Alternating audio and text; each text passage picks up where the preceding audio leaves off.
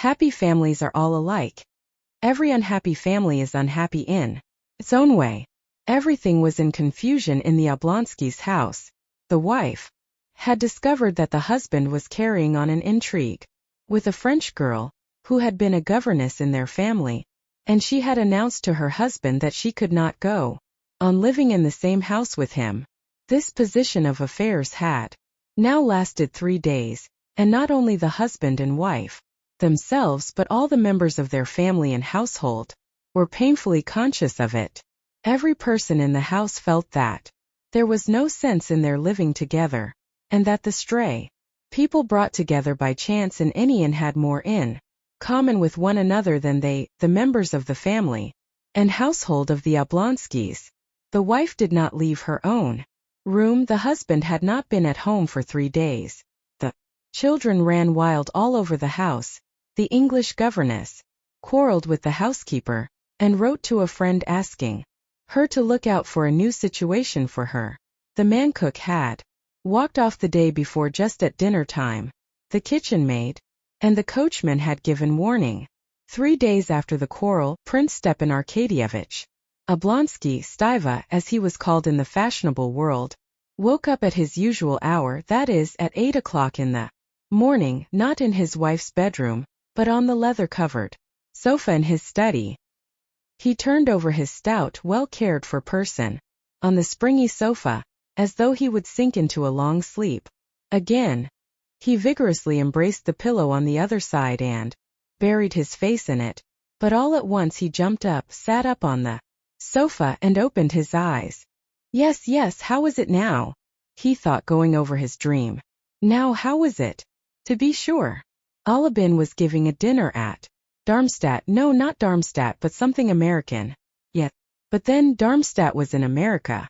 Yes, Alabin was giving a dinner on glass tables, and the tables sang Illinois mio tesoro, not il mio tesoro though, but something better, and there were some sort of little decanters on the table, and they were women too. He remembered. Stepan Arkadyevitch's eyes twinkled gaily, and he pondered with a smile. Yes, it was nice, very nice. There was a great deal more that was delightful, only there's no putting it into words or even expressing it in one's thoughts. Awake, and noticing a gleam of light peeping in beside one of the serge curtains, he cheerfully dropped his feet over the edge of the sofa and felt about with them for his slippers, a present on his last birthday, worked for him by his wife on gold-colored morocco, and, as he had done every day for the last 9 years, he stretched out his hand without getting up towards the place where his dressing-gown always hung in his bedroom, and thereupon he suddenly remembered that he was not sleeping in his wife's room but in his study, and why, the smile vanished from his face. He knitted his brows. Ah! Ooh! He muttered, recalling everything that had happened, and again every detail of his quarrel with his wife was present to his imagination, all the hopelessness of his position, and worst of all, his own fault. Yes, she won't forgive me, and she can't forgive me, and the most awful thing about it is that it's all my fault, though I'm not to blame. That's the point of the whole situation, he reflected. Oh, he kept repeating in despair, as he remembered the acutely painful sensations caused him by this quarrel. Most unpleasant of all was the first minute when, on coming, happy and good-humored from the theater with a huge pear in his hand for his wife, he had not found his wife in the drawing room. To his surprise, had not found her in the study either, and saw her at last in her bedroom with the unlucky letter that revealed everything in her hand.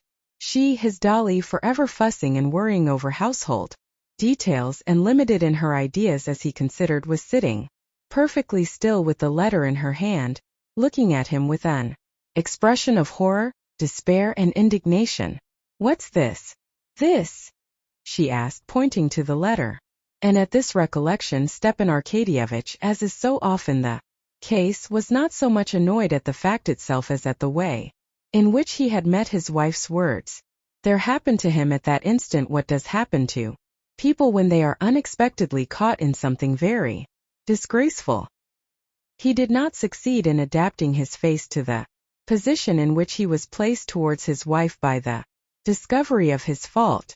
Instead of being hurt, denying, defending himself, begging forgiveness instead of remaining indifferent, even anything would have been better than what he did do. His face utterly involuntarily, reflex spinal action reflected. Stepan Arkadyevitch, who was fond of physiology, utterly, involuntarily assumed its habitual, good-humored, and, therefore idiotic smile. This idiotic smile he could not forgive himself. Catching sight of that smile, Dolly shuddered as though at physical pain, broke out with her characteristic heat into a flood of cruel words, and rushed out of the room. Since then she had refused to see her husband. It's that idiotic smile that's to blame for it all, thought Stepan Arkadyevitch. But what's to be done? What's to be done? He said to himself, in despair, and found no answer. Stepan Arkadyevitch was a truthful man in his relations with himself. He was incapable of deceiving himself and persuading himself that he repented of his conduct. He could not at this date repent of the fact that he, a handsome, susceptible man of 34, was not in love with his wife, the mother of 5 living and 2 dead children, and only a year younger than himself. All he repented of was that he had not succeeded better in hiding it from his wife. But he felt all the difficulty of his position and was sorry for his wife, his children, and himself.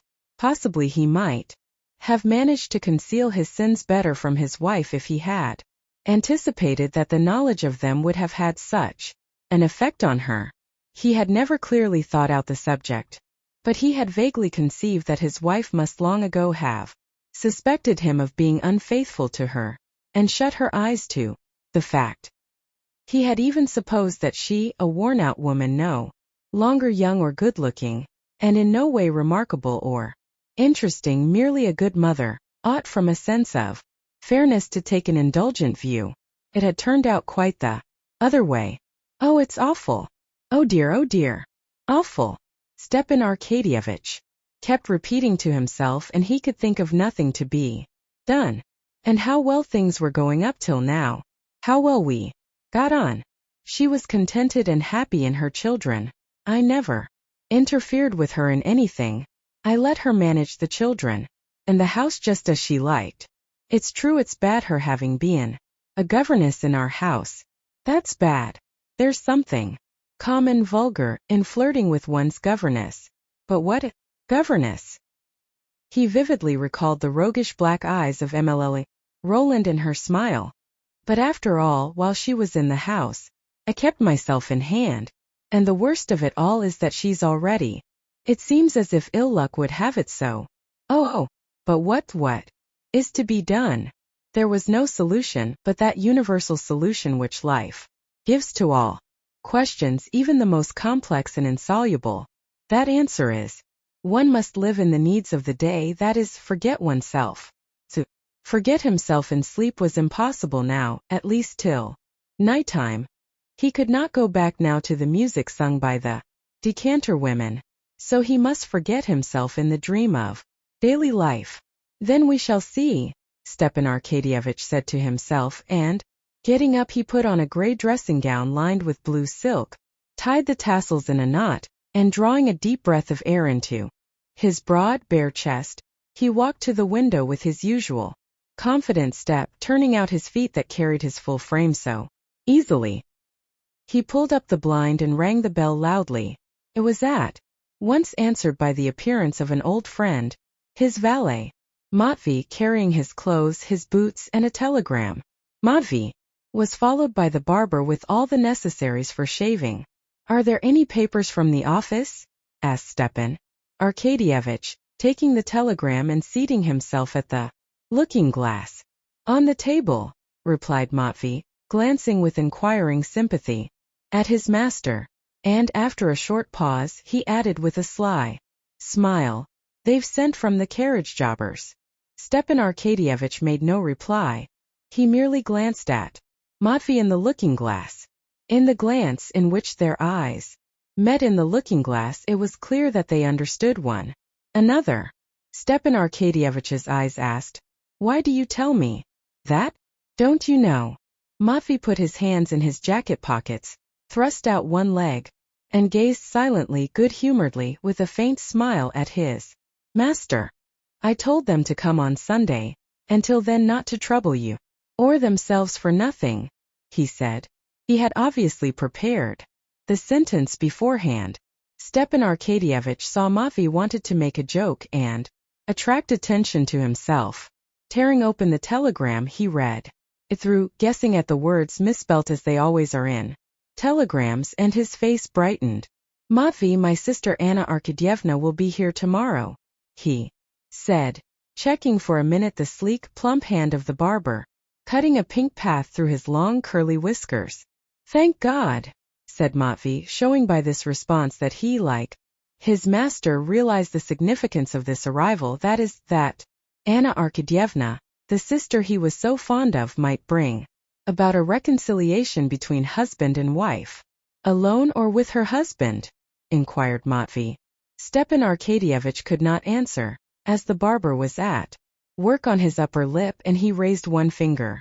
Matvey nodded. At the looking-glass. Alone. Is the room to be got ready upstairs? Inform Darya Alexandrovna where she orders. Darya Alexandrovna? Matvey repeated as though in doubt. Yes, inform her. Here, take the telegram, give it to her and then do what she tells you. You want to try it on. Matvey understood, but he only said, Yes, sir. Stepan Arkadyevitch was already washed and combed and ready to be dressed when Matvey, stepping deliberately in his creaky boots, came back into the room with the telegram in his hand. The barber had gone. Darya Alexandrovna told me to inform you that she is going away. Let him do that, as you do as he likes, he said, laughing. Only with his eyes, and putting his hands in his pockets, he watched his master with his head on one side. Stepan Arkadyevitch was silent a minute. Then a good-humored and rather pitiful smile showed itself on his handsome face. Matvey, he said, shaking his head. It's all right, sir, she will come round, said Matvey. Come round? Yes, sir. Do you think so? Who's there? Asked Stepan Arkadyevitch, hearing the rustle of a woman's dress at the door. It's I, said a firm, pleasant woman's voice, and the stern, pock-marked face of Matrona Philimonovna, the nurse, was thrust in at the doorway. Well, what is it, Matrona? queried Stepan Arkadyevitch, going up to her at the door. Although Stepan Arkadyevitch was completely in the wrong as regards his wife, and was conscious of this himself, almost everyone in the house, even the nurse, Darya Alexandrovna's chief ally, was on his side. Well, what now?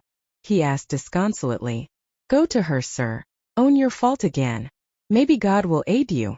She is suffering so, it's sad to see her. And besides, everything in the house is topsy-turvy. You must have pity, sir, on the children. Beg her forgiveness, sir. There's no help for it. One must take the consequences. But she won't see me. You do your part. God is merciful. Pray to God, sir, pray to God. Come, that'll do, you can go, said Stepan Arkadyevitch, blushing suddenly. Well, now do dress me. He turned to Matvey and threw off his dressing gown decisively. Matvey was already holding up the shirt like a horse's collar, and, blowing off some invisible speck, he slipped it with obvious pleasure over the well-groomed body of his master. When he was dressed, Stepan Arkadyevitch sprinkled some scent on himself, pulled down his shirt cuffs, distributed into his pockets his cigarettes, pocketbook, matches, and watch with its double chain and seals, and shaking out his handkerchief, feeling himself clean, fragrant, healthy, and physically at ease. In spite of his unhappiness, he walked with a slight swing on each leg into the dining room, where coffee was already waiting for him, and beside the coffee, letters and papers from the office. He read the letters. One was very unpleasant, from a merchant who was buying a forest on his wife's property. To sell this forest was absolutely essential, but at present, until he was reconciled with his wife, the subject could not be discussed. The Most unpleasant thing of all was that his pecuniary interests should in this way enter into the question of his reconciliation with his wife, and the idea that he might be led on by his interest that he might seek a reconciliation with his wife on account of the sale of the forest, that idea hurt him. When he had finished his letters, Stepan Arkadyevitch moved the office papers close to him, rapidly looked through 2 pieces of business, made a few notes with a big pencil, and, pushing away the papers, turned to his coffee. As he sipped his coffee, he opened a still damp morning paper and began reading it. Stepan Arkadyevitch took in and read a liberal paper, not an extreme one, but one advocating the views held by the majority. And in spite of the fact that science, art, and politics had no special interest for him, he firmly held those views on all these subjects which were held by the majority and by his paper, and he only changed them when the majority changed them, or, more strictly speaking, he did not change them, but they imperceptibly changed of themselves within him. Stepan Arkadyevitch had not chosen his political opinions or his views. These political opinions and views had come to him of themselves, just as he did not choose the shapes of his hat and coat, but simply took those that were being worn. And for him, living in a certain society, owing to the need ordinarily developed at years of discretion for some degree of mental activity, to have views was just as indispensable as to have a hat. There was a reason for his preferring liberal to conservative views, which were held also by many of his circle. It arose not from his considering liberalism more rational, but from its being in closer accordance with his manner of life. The Liberal Party said that in Russia everything is wrong, and certainly Stepan Arkadyevitch had many debts and was decidedly short of money. The Liberal Party said that marriage is an institution quite out of date and that it needs reconstruction, and family life certainly afforded Stepan Arkadyevitch little gratification, and forced him into lying and hypocrisy, which was so repulsive to his nature. The Liberal Party said, or rather allowed it to be understood, that religion is only a curb to keep in check the barbarous classes of the people, and Stepan Arkadyevitch could not get through even a short service without his legs aching from standing up, and could never make out what was the object of all the terrible and high-flown language about another world, when life might be so very amusing in this world. And with all this, Stepan Arkadyevitch, who liked a joke, was fond of puzzling a plain man by saying that if he prided himself on his origin, he ought not to stop at Rurik and disown the first founder of his family, the monkey. And so liberalism had become a habit of Stepan Arkadyevitch's, and he liked his newspaper as he did his cigar after dinner, for the slight fog it diffused in his brain.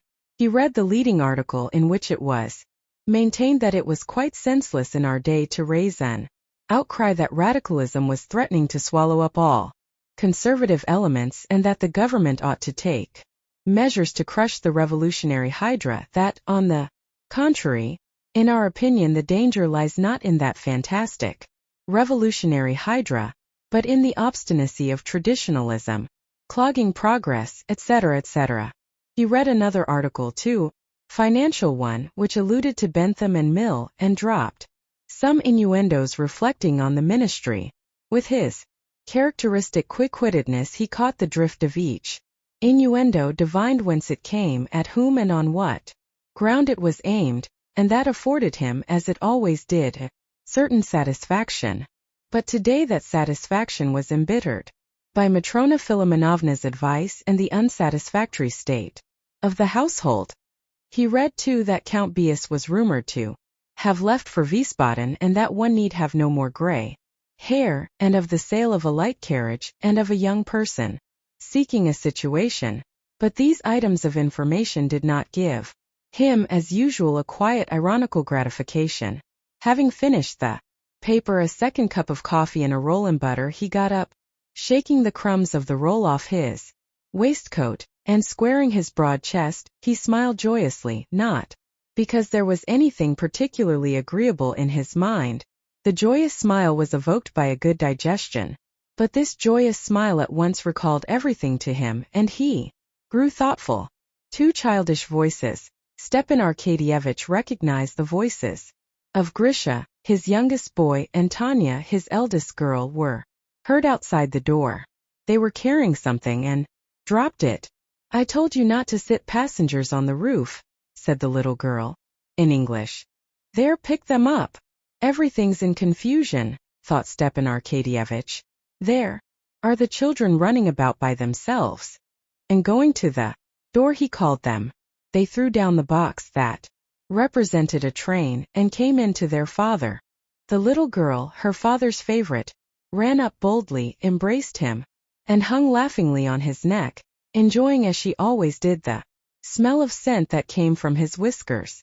At last the little girl kissed his face, which was flushed from his stooping posture, and beaming with tenderness loosed her hands and was about to run away again, but her father held her back. "How is Mama?" he asked, passing his hand over his daughter's smooth, soft little neck. "Good morning," he said, smiling to the boy, who had come up to greet him. He was conscious that he loved the boy less, and always tried to be fair. But the boy felt it, and did not respond with a smile to his father's chilly smile. "Mama? She is up," answered the girl. Stepan Arkadyevich sighed. "That means that she's not slept again all night," he thought. "Well, is she cheerful?" The little girl knew that there was a quarrel between her father and mother, and that her mother could not be cheerful, and that her father must be aware of this, and that he was pretending when he asked about it so lightly, and she blushed for her father. He at once perceived it and blushed too. "I don't know," she said. "She did not say we must do our lessons, but she said we were to go for a walk with Miss Hoole to Grandmamma's." "Well, go, Tanya, my darling." "Oh, wait a minute, though," he said, still holding her and stroking her soft little hand.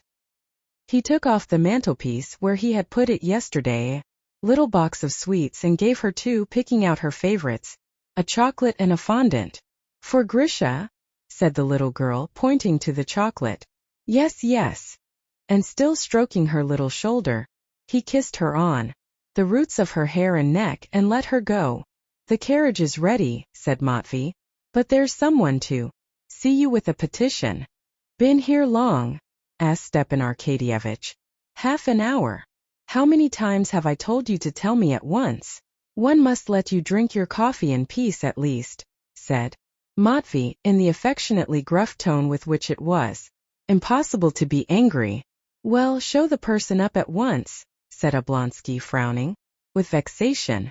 The petitioner, the widow of a staff captain Kalinin, came with a request impossible and unreasonable, but Stepan Arkadyevich, as he generally did, made her sit down, heard her to the end attentively without interrupting her, and gave her detailed advice as to how and to whom to apply, and even wrote her, in his large, sprawling, good and legible hand, a confident and fluent little note to a personage who might be of use to her.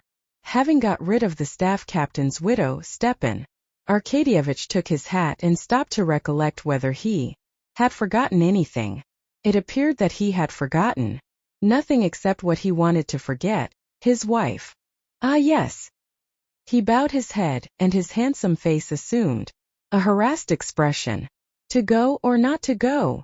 he said to himself, and an inner voice told him he must not go, that nothing could come of it but falsity, that to amend, to set right their relations, was impossible, because it was impossible to make her attractive again and able to inspire love, or to make him an old man not susceptible to love.